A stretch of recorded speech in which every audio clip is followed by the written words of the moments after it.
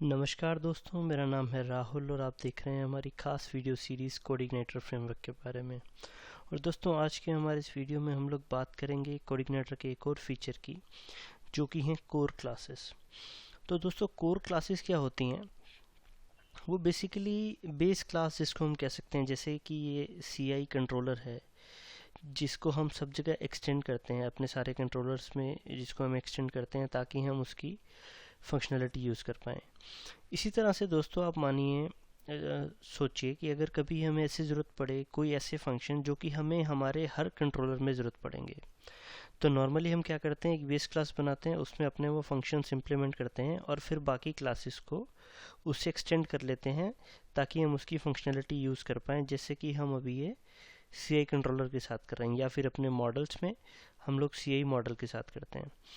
तो लेकिन ये CI कंट्रोलर और CI मॉडल से हमें वही फीचर्स मिलते हैं कॉमन, जो कि फ्रेमवर्क में बिल्ट इन है। लेकिन अगर हमें अपने कोई ऐसे फीचर्स, ऐसे फंक्शंस बनाने हैं जो कि हम हर कंट्रोलर में यूज़ कर पाएँ या हर मॉडल में यूज़ कर पाएँ, तो वो कैसे करेंगे? तो वहाँ पे काम आती हैं दोस्तों कोर क्लासेस। उसमें आपको एक छोटा सा काम करना होता है। आप देखिए, एप्लीकेशन फोल्डर के अंदर आपको एक फोल्डर दिखेगा कोर। तो आपको इस फोल्डर के अंदर एक नई क्लास बनानी है, नई फाइल बनानी है।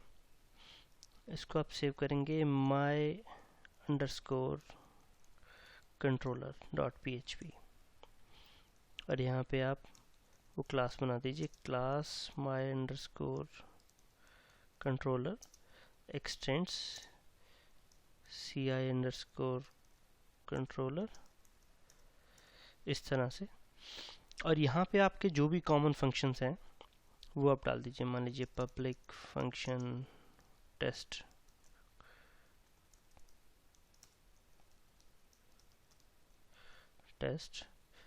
और फिर जब आप जो कंट्रोलर बना रहे हैं उस कंट्रोलर में जहाँ आप ये CI_controller एक्सटेंड करते थे, यहाँ पे आपको CI की जगह my_controller एक्सटेंड करना है।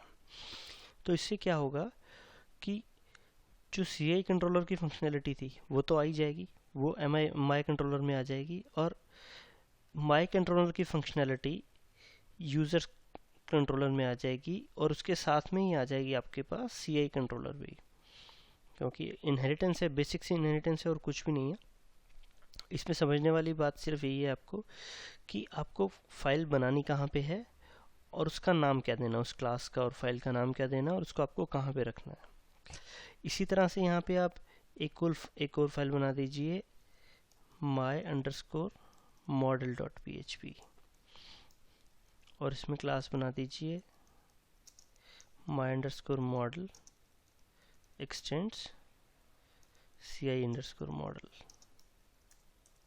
और फिर यहाँ पे आप अपने पब्लिक फंक्शन बना दीजिए जो भी आपको मॉडल में आपको कॉमनली यूज़ होने हैं। टेस्ट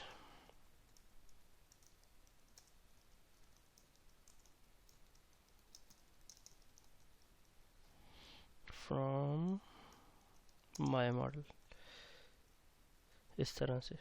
तो अब यहाँ पे आप जो भी मॉडल बनाएंगे, इस मॉडल में आपको एक्सटेंड करना है माय मॉडल, और उसके बाद आप किसी भी फंक्शन में आपको ज़रूरत पड़ती है तो आप $this टेस्ट कॉल करके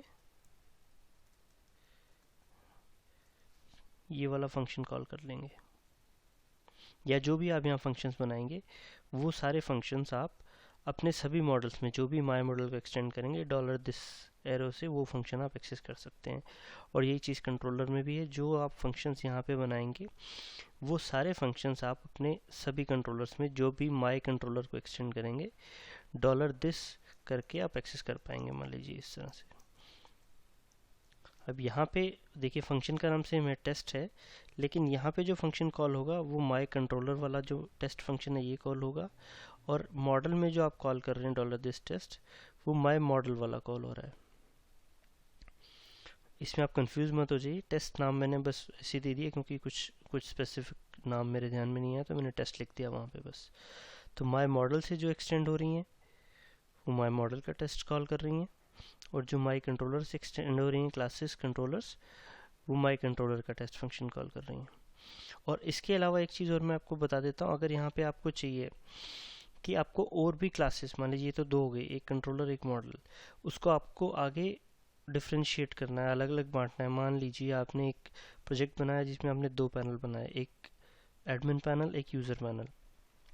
तो एडमिन पैनल की कुछ एक फंक्शनैलिटी है जो कि आप कॉमन रखना चाहते हो, और दूसरे यूज़र पैनल की फंक्शनैलिटी है जो कि आप कॉमन रखना चाहते हो। तो वो आप कैसे करेंगे, यहाँ पे आप एक नीचे और क्लास भी बना सकते हैं इसी फाइल में। तो मान लीजिए इसमें आपने क्लास बना दी admin panel extends my model,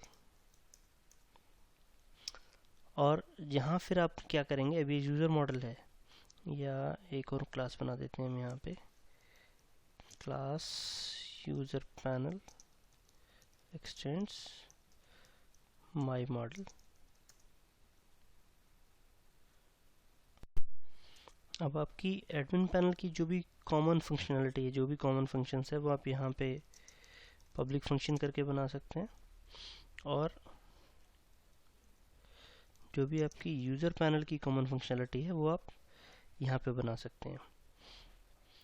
और यहाँ जब आप एक्सटेंड करेंगे तो जो आप मॉडल यूज़र के लिए बना रहे हैं उसको आप क्या एक्सटेंड करेंगे,